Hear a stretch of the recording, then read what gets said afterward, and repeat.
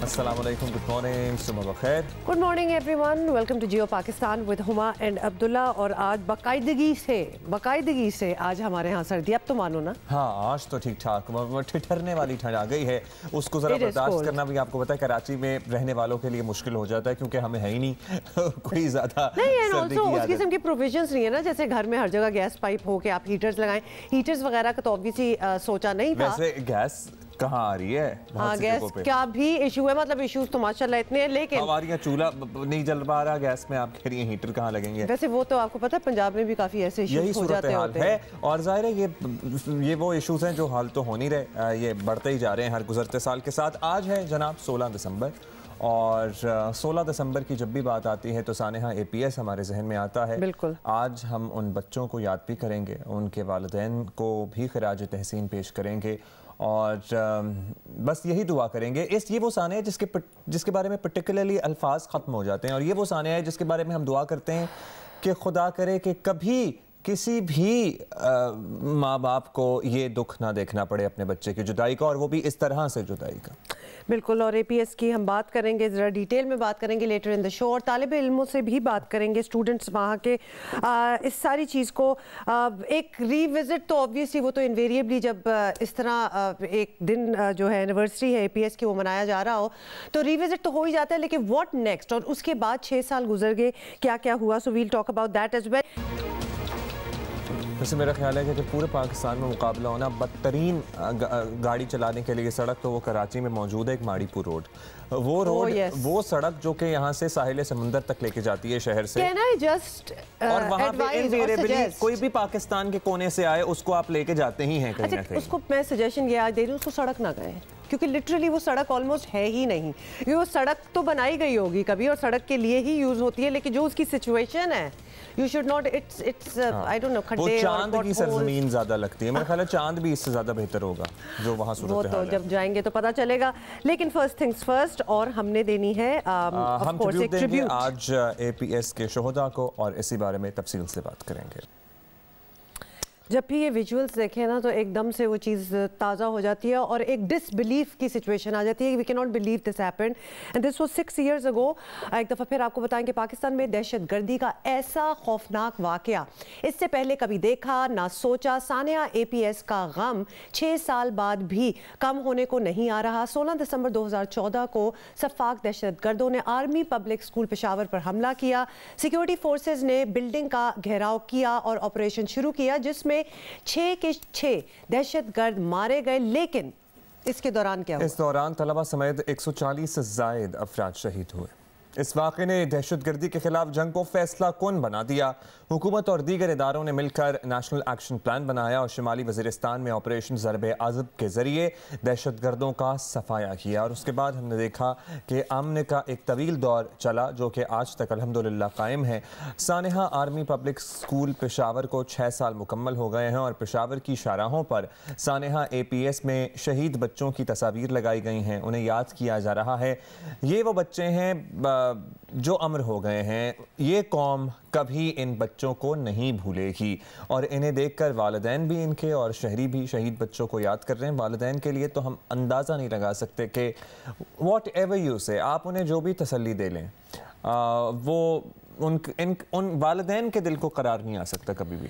बिल्कुल भी नहीं, बिल्कुल भी नहीं। बहुत ही मुश्किल है इसके बारे में बात करना, कितना मुश्किल है, और जिनके ऊपर बीती हो तो वो आप सोच ही सकते हैं। खैर ये कुछ आपको दिखाना भी है, और तफसीलात जो है वो बता रहे हैं नुमाइंदा जियो न्यूज़ रसूल दावड़।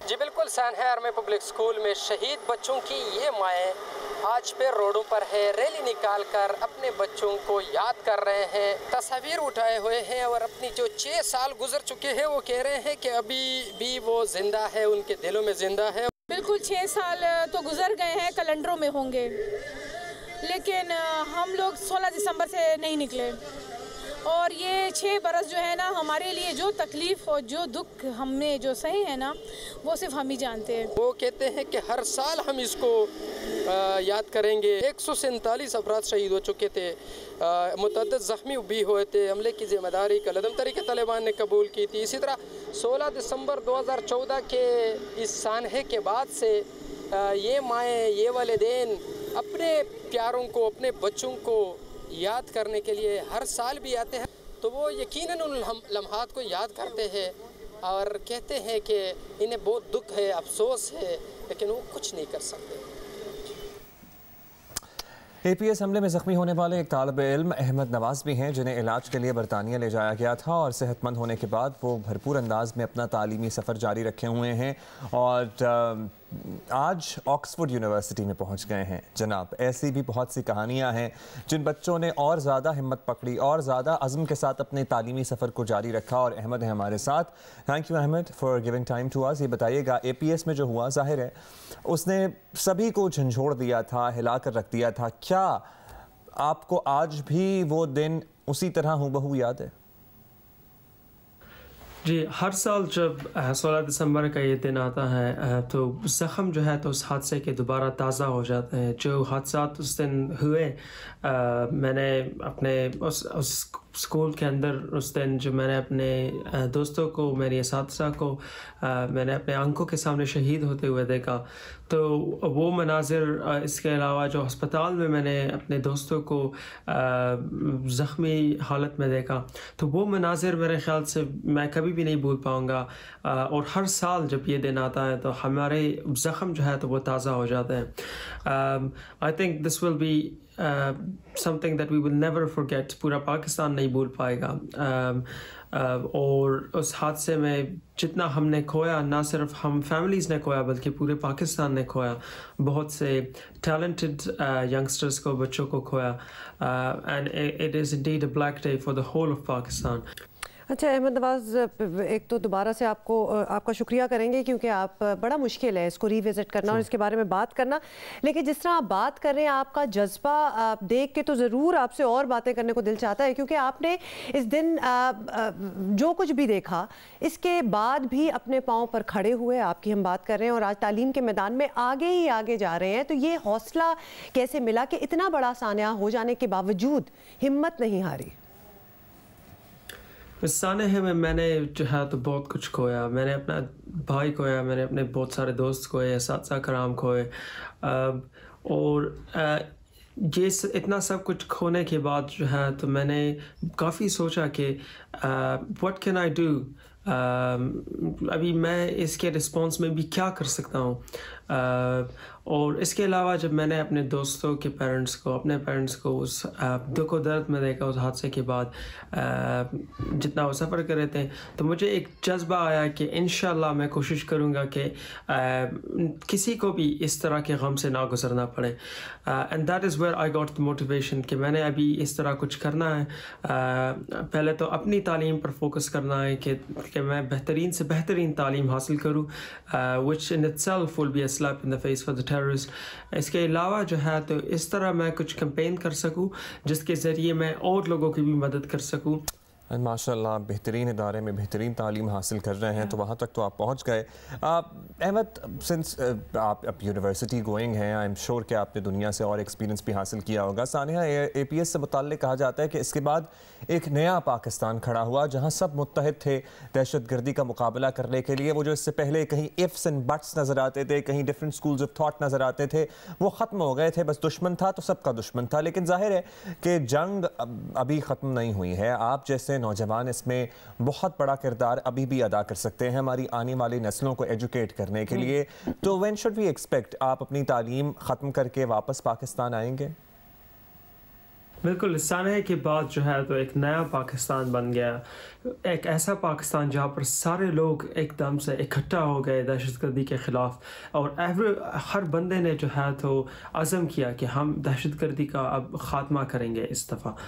तो वो जो है तो वो अज़म जो लोगों ने बनाया, तो that was something that needs to be done again, but about all the other issues that exist। Pakistan में और भी बहुत से मसाइल हैं। पाकिस्तान में गुर्बत के मसाइल हैं, बहुत जगह में पाकिस्तान में इनकम इनक्वालिटी के मसाइल हैं। कुछ जगह, कुछ इलाके हैं पाकिस्तान में जो बिल्कुल डिप्राइव्ड है बेसिक नेसेसिटीज़ से। There are areas which are overlooked, बहुत से और मसाइल हैं, नौजवानों को इनफ अपॉर्चुनिटीज़ नहीं मिलती। तो इन मसाइल को हल करने के लिए जो है तो हमें ख़ुद जो है तो एक अज़म करना है नौजवानों ने कि वो अपनी तरफ से भरपूर कोशिश करेंगे कि जो कुछ कर सके कि पाकिस्तान को अच्छे से अच्छा बनाए, अपनी तरफ से जो है तो अपनी तालीम फर्स्ट हासिल करें और फिर अपनी कम्युनिटी के लिए जो है अपनी सोसाइटी के लिए कुछ इस तरह से अच्छे काम कर सके ताकि औरों को भी इनेबल कर सके। और पाकिस्तान आना, I would love to come to Pakistan at some point, और जो वहाँ पर जो लोग हैं, जो नौजवान हैं, जो बच्चे हैं, तो उनकी मैं ख़ुद मदद कर सकूँ, ये मेरा एक ख्वाब है। और इंशाल्लाह मैं I am looking forward to engaging more young people. बहुत शुक्रिया अहमद अवाज़। बहुत मुश्किल है इसके बारे में दोबारा बात करना, और ख़ास तौर पे अब अपने लॉस के, अपने पर्सनल लॉस के बारे में बता रहे थे। You lost your brother, you lost your friends, you lost your youth. मैं कहती हूँ आपका चाइल्डहुड का वो चंक होता है, वो एक मिसिंग हो जाता है। और इतनी चीज़ों को हैंडल करके फिर आगे दोबारा से ज़िंदगी स्टार्ट करना, दोबारा से पढ़ाई स्टार्ट करना, माशाल्लाह हैट्स ऑफ टू यू, क्योंकि लोगों को शायद सारी उम्र ही लग जाती है इस तरह के साने हाथ से निकलने के लिए। और आप आई एम श्योर आपके लिए भी बहुत डिफ़िकल्ट होगा, लेकिन आपने उस सारी एनर्जी को एक मुस्बत राह और मुस्बत सोच में यूटिलाइज़ किया, और आप माशाल्लाह आप ऑक्सफोर्ड में अपनी तालीम जारी रखे हुए हैं। We are so proud of you. And तमाम उन बच्चों पे भी हमें बहुत फ़ख्र है जो इस सानहे के बाद आगे बढ़ रहे हैं, आगे पढ़ रहे हैं, क्योंकि ये स्ट्रगल आम लोगों से ज़रा ज़्यादा मुश्किल स्ट्रगल है। व्हाट यू हैव सीन, अल्लाह ना करे कि कोई और इससे गुजरे। अच्छा जी, इस बारे में मुल्क भर में जो भी ट्रिब्यूट्स का सिलसिला जारी रहेगा, हम शेयर करते रहेंगे। बिल्कुल, वो तो पूरा दिन ही चलना है। बिल्कुल। और ज़रा सियासी मामलात का तस्करा कर दें। हर रोज़ कोई नई बात। सेनेट इंतखाबात मार्च से पहले अब कराएंगे। सीक्रेट बैलेट का चक्कर भी खत्म। हुकूमत ने बड़ा फैसला किया है। अपोजिशन जमातों को अपना एहतजाजी प्लान शायद बदलना पड़े। PDM की जानिब से हुकूमत को 31 जनवरी तक मुस्ताफ़ी होने की डेडलाइन दी गई थी, और उसके बाद फरवरी में लॉन्ग मार्च और इस्तीफ़ों का मंसूबा बनाया गया था।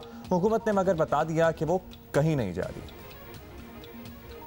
तहरीक इंसाफ का मौक़िफ़ PDM की आला क़यादत में वक्त ज़ाया किए बगैर फिल फॉर पहुँचाना चाहता हूँ कि हम आपके अल्टीमेटम को मुस्तरद करते हैं। Prime minister of Pakistan will not step down, assemblies will not be dissolved. मुल्क का निज़ाम आपकी विम पे नहीं चल सकता। ये ऐसा खिलौना नहीं है जिससे आप खेलते रहें। ये जो डेडलाइन आपने दी है, हम ज़्यादा आपको इस मखमसे में नहीं रखना चाहते। That deadline stands rejected. और वफाकी काबीना ने एक और पत्ता भी खेल दिया। सेनेट के इंतखाबात मार्च के बजाय फरवरी में कराने का फैसला किया है। काबीना ने तय किया कि सेनेट इंतखाबात खुफिया बैलेट के बजाय शो ऑफ हैंड्स के जरिए कराने के लिए सुप्रीम कोर्ट से रुजू किया जाएगा। अटॉर्नी जनरल खालिद जावेद खान ने सेनेट इलेक्शन से मुताल्लिक नोट पेश किया है, और जिसमें बताया गया है कि शो ऑफ हैंड्स के तरीक़ेकार पर सेनेट इंतखाबात के लिए किसी आइनी तरमीम की ज़रूरत नहीं। इलेक्शन एक्ट 2017 में तरमीम काफ़ी होगी। जैसा कि आप जानते हैं कि सेनेट के इलेक्शंस अगले मार्च में या उससे पहले हो जाएंगे। तय हमने ये किया कि अंडर 186 जो है तो सुप्रीम कोर्ट से हम गाइडेंस लेंगे, और इसी बात पे हम गाइडेंस लेंगे कि हमारा जो मुद्दा है वो यही है कि वो शो ऑफ हैंड्स के ज़रिए वो इलेक्शंस हो। हुकूमत की जानिब से ऐलान सामने आने के बाद PDM के लिए वक्त भी कम है और मुकाबला मज़ीद सख्त वाली सूरत हाल बन गई है।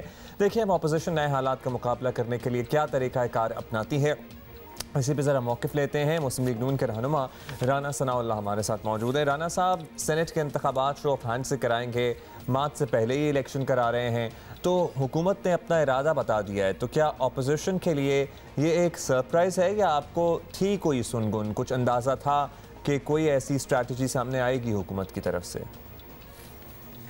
नहीं, ये कोई सरप्राइज़ नहीं है। मैं इससे पहले जो है ये बात होती रही है अपोजिशन साइड पे भी और हुकूमती साइड पे भी कि सेनेट के इलेक्शन में जो है वो चंद लोग जो है वो ऐसी हरकत करते हैं कि पूरी जो है वो पार्लियामेंट को और पार्लियामेंटेरियंस को जो है बदनाम करते हैं। तो इस इलेक्शन को शो ऑफ हैंड के ज़रिए कर दिया जाए। लेकिन इसमें आईनी अमेंडमेंट मेरी जो समझ है लॉ की, उसके मुताबिक ये आइन में अमेंडमेंट हो के ही ये ऐसा हो सकता है, जो कि पार्लियामेंट के पास इख्तियार है। हुकूमत के पास ना तो रिक्वायर्ड मेजॉरिटी है और ना ही इस वक्त वो हालात हैं कि अपोजिशन जो है वो हुकूमत के साथ बैठ सके। अच्छा राना साहब, एक और बात, हुकूमत को ऑब्वियसली ये बताने की ज़रूरत तो नहीं थी, लेकिन फिर भी उन्होंने बता दिया कि अपोजिशन की डेडलाइन पर वज़ीर आज़म इस्तीफ़ा नहीं देंगे, तो हुकूमत की तरफ से वाज़े जवाब आ गया है। अब भी क्या पीडीएम को जनवरी फरवरी का इंतज़ार करना है? देखें, जो पीडीएम की सरबराही मीटिंग में जो टाइमलाइन दी गई है वो बिल्कुल उसको ऑब्ज़र्व किया जाएगा, और अगर ये कठपुतली, ये जो एक यानी सिलेक्टेड हुकूमत है, अगर इसको ख़त्म ना किया गया, जो कि इस मुल्क में जमहूरियत की राह में सबसे बड़ी रुकावट है, जो कि वोट की इज़्ज़त और आवाम के फ़ैसले को तस्लीम किए जाने में सबसे बड़ी रुकावट है, जो फ्री फेयर इलेक्शन जो मुतालबा है पीडीएम का, उसमें रुकावट है। अगर ये 31 जनवरी तक जो है वो मुस्तफ़ी नहीं होती और इस मुतालबे को तस्लीम नहीं किया जाता, तो फिर फरवरी में ये बात भी पूरी तरह से तय है, किसी को शुबा नहीं होना चाहिए कि लॉन्ग मार्च भी होगा, और लॉन्ग मार्च के नतीजे में जो है वो इस्तीफ़े भी दिए जाएंगे, और उसके बाद मुल्क में एक एहतजाजी तहरीक जो है उसको आगे बढ़ाया जाएगा। अच्छा राना साहब, पार्टी के अंदर से खबरें आ रही हैं कि तंजीमी तौर पर कुछ मसाइल हैं, शहबाज शरीफ की गैर मौजूदगी में, तो ज़ाहिर है आप लोगों को ये मामला देखने हैं, तो कैसे होगा कि सबके इस्तीफ़े भी मिलें और लॉन्ग मार्च में आवाम की भरपूर शिरकत भी हो? Have you guys worked about it and talked about it after the Lahore जलसा? इसमें कोई हमें प्रॉब्लम नहीं आएगा। बाकी ठीक है, पार्टीज़ में वो जो है वो कंकरेंट इशूज़ होते हैं, तंजीमी तौर पे भी और बाकी मामलात में भी। वो हर मामला जो है वो जब भी सामने आता है तो उसको अच्छे तरीके से रिजॉल्व कर लिया जाता है। ठीक है, बहुत शुक्रिया आपका राना सनाउल्लाह कह रहे थे कि उनकी जितनी समझ है इसमें आईनी तरमीम करनी पड़ेगी शो ऑफ हैंड्स वाले मामले में, लेकिन हुकूमत कहती है कि मे बी हम सिर्फ इलेक्शन एक्ट में तरमीम से ये काम करा लें, और इस सिलसिले में सुप्रीम कोर्ट से हम गाइडेंस लेंगे। लेट्स सी कि अब हुकूमत ये करने की कोशिश करती है तो अपोजिशन इस पर सुप्रीम कोर्ट से रुजू करती है या नहीं। चलिए, ज़्यादा देर नहीं रही, अभी इसमें पता भी चल जाएगा क्या होना है क्या नहीं। अच्छा जी, नई गाड़ियों पर ऑन जो होती है ना, ऑन मनी को ख़त्म करने के लिए हुकूमत ने नया प्लान बना लिया है। अगर आप गाड़ी लेने जाए तो बड़ा तकलीफ देता है आपको, और अगर आप बेचने जाएं और आपकी गाड़ी पे ऑन मिल रहा हो तो फिर तो बड़ा ज़बरदस्त लगता है आपको। अच्छा जी, लेकिन ये नया प्लान बनाया है, लेकिन सार्फिन को डर ये है कि लेने के देने ना पड़ जाएं, जो कि अक्सर ये भी हो जाता होता है। माशी तज्जियाकार भी यही समझते हैं कि हुकूमती प्लान से ओन मनी का खात्मा बज़ाहिर मुमकिन नहीं। हर गाड़ी के हिसाब से रेट अलग अलग हैं, जो 50,000 रुपए से 10 लाख तक बात चली जाती है। अभी recently also we found out किसी ने ओन पे गाड़ी 8 लाख की बेची है ना, आपको पता नहीं? ये भी हुआ है, एक नई गाड़ी आई हुई है ह्यूंडई की, तो वो भी काफ़ी ऑन पे बिक रही है। ट्रू। अच्छा जी, ज़राए के मुताबिक वज़ारत सनत ने ओन मनी के खात्मे के लिए इजाफी टैक्स लगाने की तजवीज़ तैयार की है, और बताया गया है कि नई गाड़ी फैक्ट्री से डिलीवर होने के बाद अगर 90 दिन के अंदर दोबारा फरोख्त हो तो उस पर 1 से 2 लाख रुपए टैक्स लिया जाएगा। लेकिन ये आपको पता है टैक्स भी होगा और ओन भी होगा, फिर भी देख लेना, ओन इतना ज्यादा टाइम्स हो जाता है जो नई गाड़ियां आती हैं कि उसमें 1-2 लाख रुपए फिर क्या फर्क पड़ेगा? एब्सोल्युटली। तो मुझे तो लगता है कि ये सारा कंफ्यूजन ही होगी। अगर किसी को 6 लाख रुपए ऊपर मिल रहे हैं गाड़ी के ऊपर, तो वो 2 लाख रुपए टैक्स दे देगा और 4 लाख रुपए जेब में डालेगा। ठीक है, तो हर गाड़ी के यही तरीका है ना कि हर गाड़ी के हिसाब से डिसाइड होना चाहिए। एनी हाउ, पाकिस्तान में गाड़ियों की सनत पर नजर रखने वाले माशी तज्जियाकार फवाद बसीर हमारे साथ मौजूद हैं। फवाद साहब शुक्रिया। फवाद साहब, हुकूमत का प्लान है कि ओन मनी का निज़ाम खत्म करने के लिए नई गाड़ी की 90 दिन के अंदर दोबारा फरोख्त पर 2 लाख रुपए तक टैक्स लगाया जाए। बड़ी अच्छी बात है, नहीं होना चाहिए ये सारा सिलसिला ओन वगैरह का। आपके ख्याल में इस तरह ओन मनी का खात्मा हो सकता है या फिर हर गाड़ी के हिसाब से इस रकम में इजाफा किया जाए? इसके अंदर इजाफा तो नहीं होगा ऑन मनी का, ये डिस्करेजिंग एक एलिमेंट है जो कि होगा, लेकिन हमें इससे डिस्करेज नहीं होगा, वो रहेगा। ऑन मनी नीचे चला जाएगा। ऑब्वियसली इन्वेस्टर जो होता है वो, अगर आप देखें जो गाड़ियों पे जिन पे ज़्यादा ऑन चल रहा है राइट नाउ, उनकी डिलीवरी टाइम भी तकरीबन 8 से 9 महीने की है। तो वो अगर 3 महीने में 90 दिन में नहीं 91st डे के ऊपर अगर बेच देंगे तो उनको कोई फ़र्क नहीं पड़ेगा और वो फिर भी गाड़ियां बिक रही होंगी। तो मेरे ख्याल से ये सही है, डिस्करेज करने के लिए ये जो पॉलिसी है सही रही है, लेकिन ये ख़त्म नहीं होगा इससे। मतलब ये डिस्करेज करने के लिए at the end of the day ये सजेशन ही होगी ना, तो लोग तो फिर भी ऑन देंगे, ऐसा हमें लग रहा है। अच्छा, लगता ये है, ये भी बताइएगा, लगता अब यही है कि हुकूमत ज़्यादा टैक्स लगाएगी तो गाड़ियों पर ऑन भी उतना ही बढ़ेगा, जिस तरह हम पहले बात भी कर रहे थे। तो इसके लिए ज़्यादा बेहतर ये नहीं होगा कि नई गाड़ी डिलीवर ही उसकी रजिस्ट्रेशन के बाद की जाए, या फिर ऐसी कोई और तजवीज़ जो आपके पास हो? देखिए, ये तो एक है बिल्कुल, अगर ये रजिस्ट्रेशन वाला सिचुएशन क्रिएट हो जाती है तो ऑब्वियसली वो थोड़ा बेहतर होगा और सही जो नॉर्मल लोग हैं उनको थोड़ा वेट कम करना पड़ेगा और उनको अगर ऐसा कोई सिस्टम क्रिएट हो जाए जिसके अंदर उनको प्रेफरेंस पहले मिलेगी जो इंडिविजुअल है, तो ऑब्वियसली ये थोड़ा जो कस्टमर है वो थोड़ा खुश हो जाएगा और हो सकता है उसको गाड़ी भी जल्दी मिलनी शुरू हो जाए। लेकिन फंडामेंटली अगर आप देखें ऑटो इंडस्ट्री को अगर गवर्नमेंट इंसेंटिव्स दे कि आप आएँ, नया प्लांट लगाएं, प्रोडक्शन इन्हेंस करें, आपको प्रोडक्शन इन्हेंस करने पे कोई इंसेंटिव मिले, कोई टैक्स रिबेट मिले या फिर टैक्स हॉलिडे मिले, तो वो एक है चीज़ जिसके तहत गाड़ी कार मेकर्स जो हैं वो अपनी प्रोडक्शन एक्सपैंड कर सकते हैं। ऑलराइट, बहुत बहुत शुक्रिया। और फवाद बसीर हमसे बात कर रहे थे। अब ये तो रिमेन्स टू बी सीन के एक्चुअली क्या होगा। अगर आप लोगों के ख्याल थे कि जी हमने गाड़ी कर ली और अब हम इस पे पैसे बनाएंगे something, I don't know how those plans are going to. हाँ, वैसे पैसे बनेंगे आपके, people when they need a new thing ना, तो पैसे देने को राजी। I really like this idea, throw and grow. वैसे भी कहते हैं ना, जब आप फल फ्रूट इस किस्म की चीज़ें खा रहे हो तो उनके छिलके फिर आप किसी ऐसी जगह या इवन छिलकों से तो नहीं निकल नहीं, बट वो तो आपकी उसमें हो जाता है ना, खाद में। तो मतलब दोनों चीज़ें आप यूटिलाइज कर रहे हैं। हाँ, वैसे छिलके वगैरह ना, आप पता है घर में क्या किया करें, एक गमला सा ऐसा बना लें, मिट्टी उसमें हो थोड़ी सी, और उसमें आप जमा करते रहें, थोड़े अरसे बाद वो इसी तरह से कंपोस्ट आपकी वो खुद ही बन जाती है, तो वो आप फिर अपने बाकी पौधों में इस्तेमाल करें। And if you are doing something like that, please let us know as well. अच्छा जी, फर्स्ट थिंग्स फर्स्ट, और आपको बताएं कि बिलावल भुट्टो और शहबाज शरीफ की अहम मुलाकात हो गई। दोनों पार्टी सरबराहान के दरमियान अपोजिशन तहरीक को आगे बढ़ाने के लिए सलाह मशवरे भी हुए। और कल चेयरमैन पीपल्स पार्टी बिलावल भुट्टो जरदारी ने कोट लखपत जेल में अपोजिशन लीडर शहबाज शरीफ से मुलाकात की, जो 1 घंटे से ज़ायद जारी रही। बिलावल ने शहबाज शरीफ की वालदा के इंतकाल पर ताज़ियत की और सियासी सूरत हाल पर भी बात हुई। मुलाकात के बाद बिलावल का कहना था कि अपोजिशन इत्तेहाद में दरारें डालने के ख्वाब देखने वालों की कोशिशें नाकाम हुई। सुन ले उन्होंने क्या कहा। पाकिस्तान पीपल्स पार्टी और सारे पीडीएम के जमातें एक पेज पे हैं, सब मिलके फैसले लिए हैं 31 दिसंबर तक अपने पार्टी कायदीन के पास वो इस्तीफे जमे हो रहे हैं। इस्तीफे हमारा एटम बम है। जो जमहूरी को तो के इस्तीफे हैं वो हमारा एटम बम है, और हम एटम बम का जो इस्तेमाल है, जो उसका स्ट्रैटेजी है, वो मिलके पीडीएम बनाएंगे। ये तो आपने सुन लिया। ज़राए के मुताबिक चेयरमैन पीपल्स पार्टी और सदर मुस्लिम लीग नून में सियासी मामलात पर खुलकर बातें हुई। शहबाज शरीफ ने बिलावल को लाहौर जलसे की कामयाबी पर मुबारकबाद दी और पीडीएम के जद्दोजहद को सराहा। बिलावल ने आसिफ जरदारी का पैगाम भी पहुंचाया। ज़राए के मुताबिक दोनों रहनुमा में इत्तेफाक हुआ कि एहतजाजी तहरीक को पूरी कुव्वत से आगे बढ़ाना है। हुकूमतों की मुद्दत 4 साल करने की तजवीज़ को भी पीडीएम कायदीन के सामने रखना है। सो ये सारी बातें हुई हैं इस आम मुलाकात में। इसके बाद जो बातें सामने आई उस पर भी बहुत से तज्ज़िये तबसरे हो रहे हैं। हमें ज्वाइन किया रहनुमा पाकिस्तान पीपल्स पार्टी कमर जमान कायरा साहब ने। कायरा साहब, सबसे पहले तो ये बताएं कि शहबाज शरीफ से बिलावल मुलाकात करने खुद गए, क्या दोनों रहनुमा पीडीएम के तमाम फैसलों पर एक पेज पर हैं, ये तय हो गया?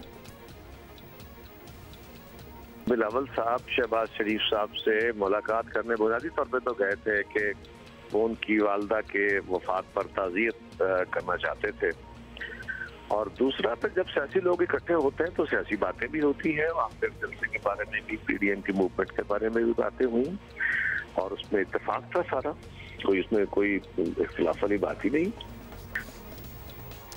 अब ये बताइएगा खैरा साहब कि बिलावल और शहबाज तो वो राय रखेंगे जो ज़ाहिर पार्टी की अक्सरियत की होगी, लेकिन इनफरादी सतह पर भी कुछ राय तो सभी की होती है। तो आप ख़ुद एक देरीना सियासी वर्कर हैं, आपकी बड़ी स्ट्रगल है। आपकी नज़र में जब PDM का एक मोमेंटम बना हुआ था, अब ऐसे वक्त में हुकूमत को 1.5-2 माह का वक्त दे देना ठीक है क्या? देखिए, जो पॉलिटिकल स्ट्रेटजी होती है वो सोच समझ के बनाई जाती है।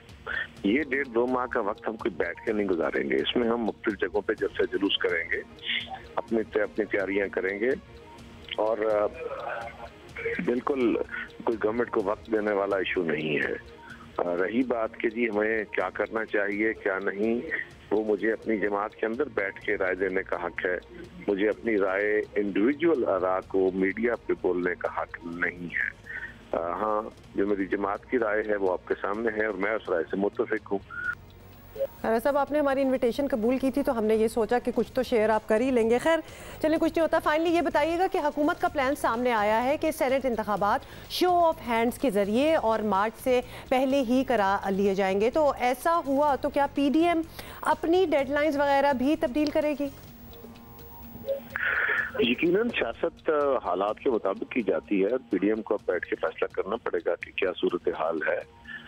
लेकिन एक बात तो है कि हमारी डेडलाइन जो है उसने गवर्नमेंट को परेशान किया हुआ है। वो कहते हैं हमें परेशानी कोई नहीं है, लेकिन गवर्नमेंट इस बात से परेशान है तो सेनेट का इलेक्शन पहले कराना चाहती है, वरना सेनेट का इलेक्शन महीना पहले कराने की क्या वजह हो सकती है? एक महीने में कौन सी ऐसा काम हो जाएगा या कौन सी ऐसी अर्जेंसी है कि सेनेट पहले आ जाए, जल्दी आ जाए? ऐसी कोई वजह अदरवाइज नहीं है, सिवाय इसके कि गवर्नमेंट परेशानी में है और वो समझते हैं कि जो हाउस का यह है कि हाउस मुकम्मल नहीं रहेगा और सेनेट के इलेक्शन में कोई तातल आ सकता है, वो उससे परेशानी है उनको। ऑल राइट जी, शुक्रिया आपका खैरा साहब। लेट्स सी क्या होता है जी। आप कह रहे हैं कि हम आराम से नहीं बैठेंगे सारे अरसे में।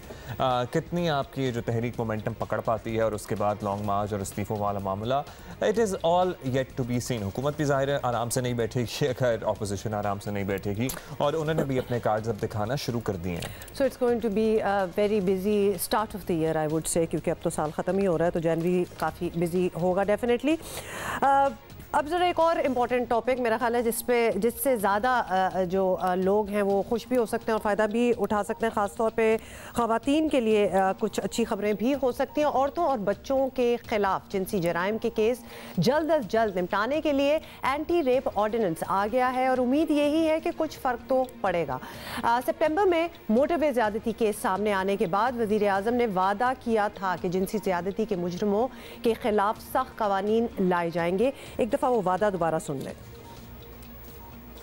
तैयारी कर रहे हैं एक बिल की, लेजिस्लेशन की, जिसमें इबरतनाक सजा हो, खौफजदा हो लोग, ये करते हुए उनको पता हो कि किसी की जब वो जिंदगी तबाह करेंगे तो उसके कॉन्सिक्वेंसेस है। सो इंशाअल्लाह ये बिल तैयार हो रहा है, ये आपके सामने चंद दिनों में हम पेश करेंगे। कल इस वादे पर अमल हुआ और सदर मुमलिकत डॉक्टर आरिफ अलवी ने इंसदाद रेप ऑर्डिनेंस 2020 जारी कर दिया। इस ऑर्डिनेंस के मुताबिक जिनसी ज़्यादती के मुल्ज़िमान के तेज़ ट्रायल और केसेस जल्द निपटाने के लिए मुल्क भर में स्पेशल कोर्ट्स बनाई जाएंगी। खुसूसी अदालतें 4 माह के अंदर जिनसी ज़्यादती के केसेस को निपटाएंगी। ऑर्डिनेंस के तहत वज़ीर आज़म इंसदाद जिनसी ज़्यादती क्राइसिस सेल्स कायम करेंगे। क्राइसिस सेल 6 घंटे के अंदर अंदर मेडिको लीगल मुआयना कराने का मजाज होगा। नादरा की मदद से कौमी सतह पर जिनसी ज़्यादती के मुजरिमान का रजिस्टर तैयार किया जाएगा। ऑर्डिनेंस के तहत जिनसी ज़्यादती के मुतासरीन की शनाख्त ज़ाहिर करने पर पाबंदी और काबिल सज़ा जुर्म करार दिया जाएगा। इस ऑर्डिनेंस को बतौर कानून नाफिज होने में अभी कई मरहले बाकी हैं, लेकिन अच्छी बात यह है कि किसी जगह से इब्तिदा तो हुई है और इसमें जो इक़दामात उठाने की बात की जा रही है वो यकीनन काबिल सताइश हैं। बिल्कुल जी, और इसी पे हमने बात भी करनी है बिकॉज बहुत चीज़ें समझने की ज़रूरत है। आपके ये ऑब्वियसली सजेशंस तो हैं, कुछ अच्छी भी हैं, are they going to work or not. और अभी हमें ज्वाइन किया है महनाज रहमान साहिबा ने। महनाज रहमान साहिबा, सबसे पहले तो आप अपना ओपिनियन दे दीजिए कि आपको ये सारी चीज़ें जिसमें क्राइसिस सेल्स की बात हो रही है, स्पेशल कोर्ट्स की बात हो रही है, 4 महीनों में विद इन 4 मंथ्स अगर जो भी ऐसे केसेस आते हैं उनको निपटाना पड़ेगा। How do you feel about it कि ये अच्छी इनकरेजिंग डिसीजंस हैं? जी बिल्कुल। देखिए, हम तो इतने सालों से शोर मचा रहे थे, ये इतने तकलीफ दे वाक़यात हो रहे थे पाकिस्तान में, तो मैं समझती हूँ एक बहुत ही अच्छा इकदाम है, अगर इस पे पूरी तरह से उसकी जो रूह है उस पे अमल हो। जैसे देखिए, हम कब से कहते थे कि जब विक्टिम्स को कभी भी आइडेंटिफाई नहीं करना चाहिए, हमारी सोसाइटी में इतना स्टिग्मा है और मीडिया जो है वो सब कुछ उनका शजरे खोल के रख देता था। तो इसमें आइडेंटिफिकेशन ऑफ विक्टिम जो है वो पनिशेबल है, यानी अगर अब कोई खातून या बच्चा जिनसे ज्यादती का शिकार होता है तो आप उसकी शोहरत नहीं करेंगे पूरी दुनिया में, उसको आइडेंटिफाई नहीं करेंगे। तो that's a very good step in this law. और फिर देखिए, क्राइसिस सेल्स दुनिया भर में होते हैं, सेक्स क्राइम्स के खिलाफ क्राइसिस सेल्स दुनिया भर में होते हैं। तो अब यहाँ पाकिस्तान में इस लॉ के तहत बनेंगे, that's a very good step. हम लोग बहुत इसको सपोर्ट करते हैं, मतलब ये वो चीज़ें जिनका हम बहुत अरसे से मुतालबा कर रहे थे। तो मैं समझती हूँ कि क्राइसिस सेल्स का क्याम भी बहुत ज़रूरी है। और फिर वही बात कि अदालतों में लोग इसलिए नहीं जाते कि सालों तारीख पे तारीख और किसी के पास इतने वसाइल नहीं होते, दूसरे हज़ारों मसले होते हैं, लोग नहीं धक्के खा सकते अदालतों में। तो ये जो 4 महीने का टाइम दिया, ये बहुत अच्छी बात है। तो मैंने साहिबा, ये सजेशंस तो आप कह रही हैं कि बहुत अच्छी हैं, लेकिन इसके अलावा कुछ, ज़ाहिर है आपकी भी औरत फाउंडेशन के तहत बड़ी लंबी स्ट्रगल है, अब कुछ और चीज़ें हैं जो आप चाहती हैं कि इस मुसव्वदे में ऐड हो सकें, या और कुछ इक़दाम जो आप चाहती हैं कि उनको भी शामिल करे हुकूमत? नहीं, अभी ये जो है इन्हीं पे हम मसला ये देखिए, हमारे लेजिस्लेशन सारे बहुत अच्छे होते हैं, ये भी बहुत अच्छा है, मसला होता है इम्प्लीमेंटेशन का। तो हमारी तजवीज़ यही होगी कि इसकी इम्प्लीमेंटेशन को बहुत यकीनी और फौरी बनाया जाए, क्योंकि लॉज तो आ जाते हैं लेकिन जब इम्प्लीमेंटेशन का मसला आता है, अब बजट का मसला होगा क्राइसिस सेल्स के लिए, फिर आप बजट भी मुख्तस करें ना। हम यही तजवीज़ दे सकते हैं कि आपने ये जो क्राइसिस सेल्स की बात की है, उसके लिए फिर आप बजट एलोकेट करें, इसके लिए जो ज़रूरी अपॉइंटमेंट्स होने वो फ़ौरन अपॉइंट करें, और ये जो स्पीडी ट्रायल्स हैं उनके लिए फिर जजेस फ़ौरन अपॉइंट करें। क्योंकि देखिए, मसला लॉ का नहीं होता, ज़ाहिर वो एक बड़े दिमाग बैठते हैं, सोचते हैं, बना देते हैं, असल मसला होता है इम्प्लीमेंटेशन का। तो इस मौके पे और हमेशा हम जो तजवीज़ पेश करते हैं वो यही होती है कि इम्प्लीमेंटेशन जो है वो सही हो। दैट्स वेरी ट्रू, क्योंकि बहुत कोशिशें इन द पास्ट भी कही हैं, लेकिन वही बात है कि जब तक नॉलेज और इन्फॉर्मेशन आगे पास ऑन नहीं की जाएगी, ये मेडिकल लीगल की बात कर लें या किसी चीज़ की भी बात कर लें, वो वहाँ के ब्रेक लग जाती है। लॉज आर देयर, लेकिन उस मोमेंट पे किसी को याद दिलाना कि जी ये लॉज मुझे हेल्प करते हैं, आपकी ज़िंदगी का ट्रॉमा चल रहा होता है और उसके बाद आप इन झंझटों में नहीं एट टाइम्स लोग पढ़ना चाहते। मैंने साहब, हम लोगों को कैसे इनकरेज करें कि जिनके साथ कोई सानेहा हो गया, कोई वाकया हो गया, क्योंकि वो ऑलरेडी इतने स्ट्रेस, इतने ट्रॉमा में होते हैं, उसके बाद वो इस सारी कार्रवाई से भी बचने की कोशिश करते हैं, हुकूमत किस तरह से फैसिलिटेट करे या और इदारे किस तरह से उनको फैसिलिटेट करें कि उनको जगह जगह जाना ना पड़े, उनको जगह जगह लोगों को फेस ना करना पड़े, एंड येट वो अपना केस परसू जरूर करें, क्योंकि इंसाफ मिलना चाहिए। जी बिल्कुल, मेरे ख्याल से ये जो आप दोनों ने बात की, ये जो जिन्होंने ये लॉ बनाया उनके जहन में ये बात है, क्योंकि देखिए ना, 4 महीने का वक्फा लिमिट उन्होंने कर दी कि 4 महीने के अंदर अंदर। और दूसरे ये जो स्पेशल क्राइसिस सेल्स हैं, उनका भी यही मकसद है कि जगह जगह धक्के ना खाने पड़े, क्योंकि वो उस क्राइसिस सेल में उनको फौरन मेडिको लीगल इंतजाम होगा। तो अगेन वही मेरी बात कि मेडिको लीगल मुआयने का फिर चेकअप के लिए वहाँ सहूलतें भी हों, वहाँ फिर आपने ये बनाया लॉ बहुत अच्छा बनाया, लेकिन फिर क्राइसिस सेल्स में वो सारी सहूलतें हों कि वो वही आपकी बात के जिस तरह हम 1 विंडो ऑपरेशन की बात करते रहे कि फिर वहाँ वो जाए तो फिर उनको वहीं सारी जो भी कार्रवाई है वहीं हो जाए, उन्हें जगह जगह ना जाना पड़े। क्योंकि देखिए, हमारे माशरे में औरत के लिए वैसे स्टिग्मा, ये बहुत बड़ा स्टिग्मा माशरे ने बनाया हुआ है, जबकि हमारे यहाँ ये शुरू से ये रहा है कि स्टिग्मा रेपिस्ट के लिए होना चाहिए, वो कहीं मुंह दिखाने के काबिल ना रहे, उसको टोटली एग्रीड विद यू। और जब किसी का नाम आउट होता भी है, खवातीन को बचाया जाए, और जिसने जो परपेट्रेटर होता है, जो रेपिस्ट होता है, उसका कोई जिक्र भी नहीं करता, वो बिल्कुल एक साइड लाइन चीज़ हो जाती है। महनाज रहमान साहिबा, बहुत बहुत शुक्रिया फॉर टॉकिंग टू अस। और ये तो एक इनिशिएशन है, वी आर होपिंग कि बहुत बात आगे जाए, खासतौर पे डेटाबेस की जहाँ बात हो रही है। कितनी बार पता चलता है जो जिसने रेप अभी किया है कि वो पहले 10 रेप ऑलरेडी कर चुका है, तो ये डेटाबेस होना बहुत ज़रूरी है। हमजा, आप सबसे पहले तो आपसे यही पूछना चाहेंगे कि इस्लामाबाद ऑलरेडी वैसे ही बहुत हरा भरा शहर है, it's beautiful, it's the greenest शहर if I could say of Pakistan. तो दरख्तों की तादाद मज़ीद बढ़ाने के लिए ये बीज फेंकने का तरीका निकालने की ज़रूरत कैसे महसूस हुई कि अभी हमें मज़ीद दरख्त चाहिए? ये बात बिल्कुल सही है कि Islamabad as compare to other cities यहाँ पर काफ़ी ज़्यादा फॉरेस्ट कवर मौजूद है। यहाँ पे मागला में भी फॉरेस्ट मौजूद हैं, तुमैर में भी हैं, चिरा में भी हैं और हमारे पंजाब के फॉरेस्ट रिजर्व्स भी यहाँ पर मौजूद हैं।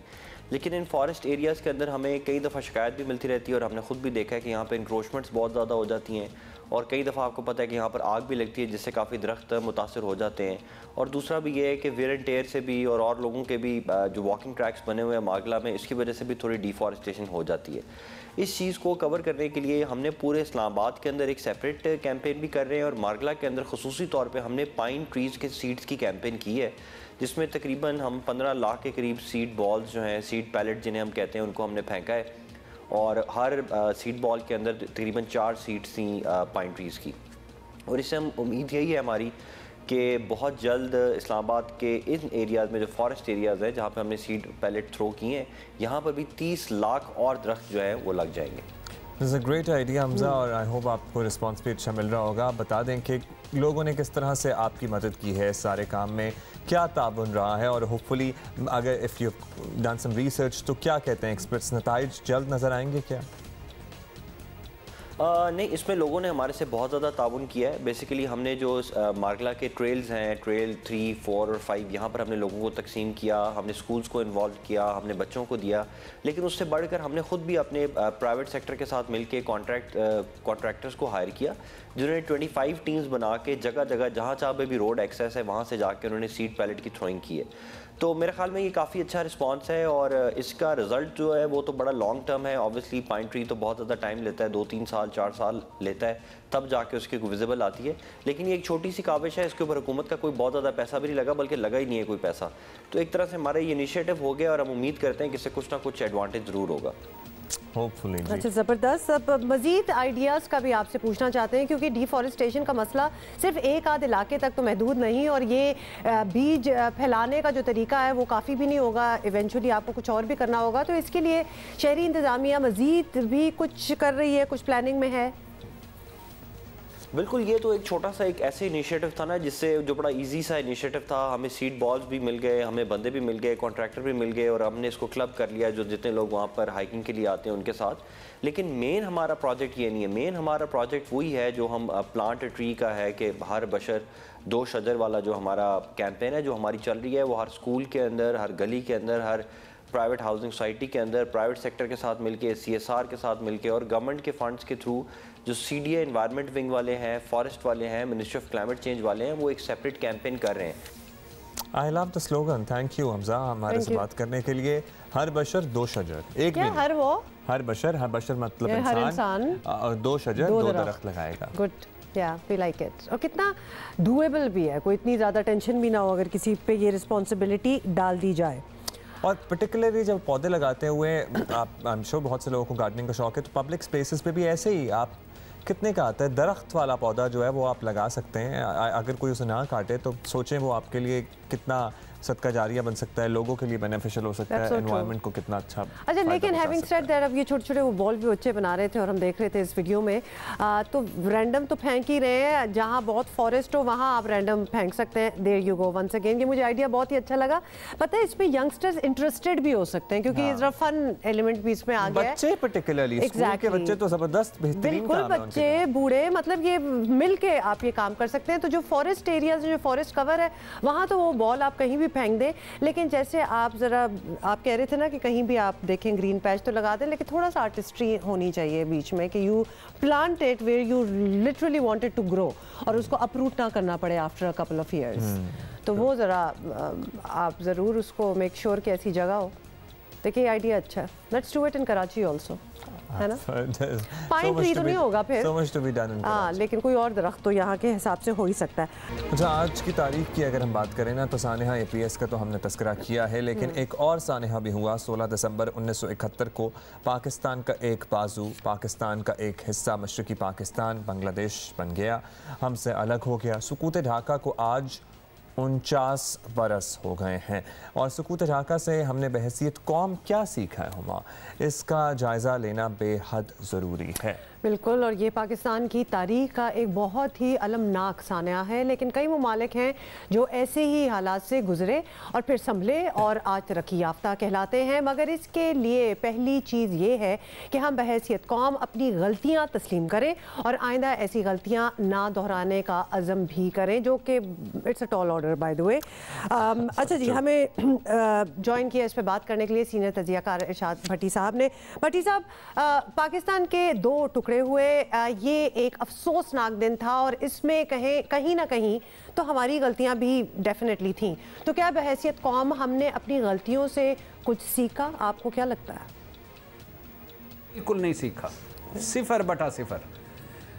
आज भी आप देखें, ये अपोजिशन की मूवमेंट देख लें, इसमें 4-5 कायदे आज़म के मिज़ार की बेहुरमती, उर्दू ज़बान को कोसना, आज़ाद बलूचिस्तान की स्लिप ऑफ टंग, इसके अलावा पंजाबियों को बुरा भला कहना, इसके अलावा अफ़गान बॉर्डर पर जो बाढ़ लगी हुई है वो उखाड़ कर फेंकना और तरह तरह की फ़ौज को गालियां देना, तरह तरह की है। इससे क्या निकलता है? इससे क्या नतीजा निकलता है? एक ही नतीजा निकलता है कि हम कमज़ोर याददाश्तों और मजबूत मेदों वाले लोग हैं। लक्कड़ अज़म, पत्थर अज़म, गजनी याददाश्तें। ना कभी हम सीखा, ना हमारे अंदर ये ख्वाहिश थी कि कोई सीखें, ना हमने सीखना है, ना आइंदा सीखेंगे। मौका परस्त लोग, हादसात की पैदावार लोग, जाली लोग। अच्छा भट्टी साहब, ये बताइएगा कि आप कह रहे हैं कि हमने नहीं सीखा। इस वक्त हम इस वक्त मुल्क का मंजरनामा देखें तो फिर एक ऐसे पाकिस्तानी दूसरे पाकिस्तानी पर गद्दारी हमने देखा है कि क्या हमने over the period of decades कुछ भी नहीं, वही इल्ज़ामात हैं, मुल्क दुश्मनी, बैरूनी एजेंट होने की बातें, सबूत किसी के पास नहीं होता। ये रवैया हम कब तब्दील करेंगे? क्यों हम सब ने ये एक्सेप्ट कर लिया है कि बस यही है हम? ये एक चूरन है जो बड़ी जल्दी बिक जाता है, आसानी से बिक जाता है। प्लीज़ अल्लाह के नाम पर ये गद्दारी की फैक्ट्रियां बंद करें, ये काफर की फतवे बंद करें, बात करना सीखें, बात बर्दाश्त करना सीखें। और दूसरी बात यह है कि एक दूसरे को अपने से ज़्यादा मुहिब्बे वतन और अपने से अच्छा मुसलमान तस्लीम करें। और ये जो चीज़ें हैं, ये फतवे तकसीम दर तकसीम करते जाएंगे हमें और नफ़रतें बढ़ाते जाएंगे और इनसे निकलेगा कुछ नहीं। वैसे भट्टी साहब, आपकी आवाज़ में, बातों में भी जो दर्द है हम टोटली समझ सकते हैं, क्योंकि जब हम किसी से पूछते हैं ना कि हमने कुछ सीखा या नहीं, तो ये एक रिटोरिकल सवाल होता है, क्योंकि हमें बड़ी अच्छी तरह पता है कि किसने कितना सीखा और वेदर एज अ कॉम हमने कुछ सीखा कि नहीं सीखा। भट्टी साहब, फाइनली ये भी बता दें कि पाकिस्तान को आज भी दुश्मनों की कोई कमी नहीं है, साजिशों का बाजार आज भी गर्म है, मुल्क की सालमियत को आज भी चैलेंज करने वाले बहुत से हैं। तो इस वक्त आपको कोई ऐसा शख्स नज़र आता है जो हमें इन चैलेंजेस का मुकाबला करने के लिए इकट्ठा रखे? कोई होना तो चाहिए। वैसे भाई जी, अल्लाह के नाम पे खुद को बदल लें। हमसे ज़्यादा हमारा कोई दुश्मन हो सकता है? हमसे ज़्यादा कोई हमारा मुखालिफ हो सकता है? हमसे ज़्यादा कोई हमारी जड़ें काटने वाला हो सकता है? हमसे ज़्यादा हमें कोई नुकसान पहुंचाने वाला हो सकता है? हम केकड़ा ज़हनियत वाले लोग हैं कि किसी को तरक्की नहीं करते देखना चाहते, किसी को ऊपर जाते हुए नहीं देखना चाहते। हम अपने दुश्मन खुद हैं। Thank you भट्टी साहब, but I would have to Google about केकड़ा ज़हनियत क्या होती है। Whenever we speak to भट्टी साहब, by the way, एक नई टर्मिनोलॉजी बीच में आती है, केकड़ा ज़हनियत। I'm thinking small minded people। Maybe। ये कहने अच्छा, मजे का इंटरेस्टिंग ताना है किसी देने की, किसी को देने। अभी तो ये कहा है कि ताने नहीं देने, सारा मफहूम जो था ना, ये तो मासूम सा लग रहा है मुझे। वो आप ना बीच में आपने डाल दिया। देखो जरा तुम, क्या तुम्हारी तो केकड़ा ज़हनियत है। जिसको नहीं समझ आएगी उसको बहुत बड़ी गाली लगेगी। So let us not go there। अच्छा जी, पेट्रोल महंगा हो रहा है, पता है ना आप लोगों को। मैं कहती हूँ इस कहानी पे क्या बात करनी है, इतना काफ़ी नहीं है, बस बता देना आप दोबारा महंगा क्या है। तब्दीली आ चुकी है वाली। गुज़श्ता रोज़ पाकिस्तानी अवाम पर पेट्रोल मसनूआत कीमतों में इजाफे का बम गिर गया और ये बम भी पेट्रोलियम बहरान में अवाम और हुकूमत से अरबों रुपए निचोड़ने वाला है। ज़ाहिर है और आई डोंट थिंक सो कि कुछ होगा इस सिलसिले में। बज़ाहिर पाकिस्तानी मईशत माफियाज के लिए जन्नत बन चुकी है। पेट्रोल डीजल की फी लीटर कीमत में 3-3 रुपए का इजाफा किया गया है, जिसका इतलाक भी हो गया। ये खबर रात में आई, लेकिन इससे पहले ही अवाम को ये पता चल गया था कि इस साल मई और जून में आने वाले पेट्रोलियम बहरान के पीछे कौन कौन था। एग्जैक्टली आपको भी इतनी पुरानी बात नहीं याद होगा। इस बहरान से मुतालिक तहकीकाती रिपोर्ट काबीना के सामने रखी गई, जिसमें कसूरवार सेक्रेटरी पेट्रोलियम और डीजी ऑयल को करार दिया गया। रिपोर्ट के मुताबिक आलमी मंडी में पेट्रोल सस्ता होने के बाद दरामद पर पाबंदी लगाना बहरान का बड़ा सबब था। इंक्वायरी कमीशन ने ओगरा को तहलील करने की सिफारिश भी कर दी और काबीना ने रिपोर्ट का जायजा लेने के लिए एक और कमेटी बना दी।